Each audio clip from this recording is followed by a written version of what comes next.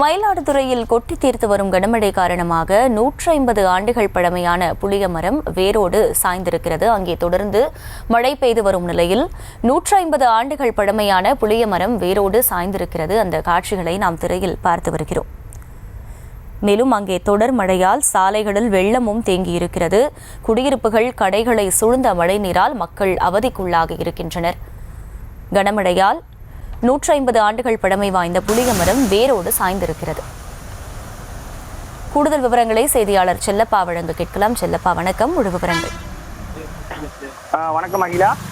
வங்கக்கடலில் உருவாகியுள்ள காற்றழுத்த நிலை காரணமாக மயிலாடுதுறை மாவட்டத்தில் 3 நாட்களாக கனமழை பெய்து வருகிறது.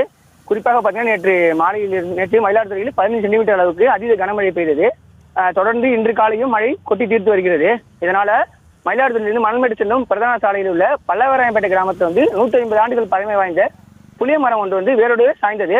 வயல் பகுதி சாய்ந்ததில் பாதிப்பு எதுவும் நேரிடவில்லை. இப்பகுதியில் தாழ்வான பகுதியில் உள்ள குடியிருப்புகளையும் மழைநீர் முழுமையாக சூழ்ந்துள்ளதால் பொதுமக்கள் வீடுகளை விட்டு வெளியேற முடியாமல் அவதியடைந்து வராங்க.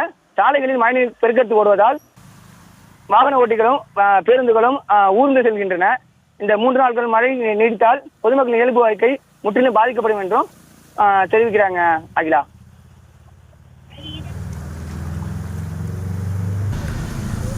விவரங்களுக்கு நன்றி செல்லப்பா.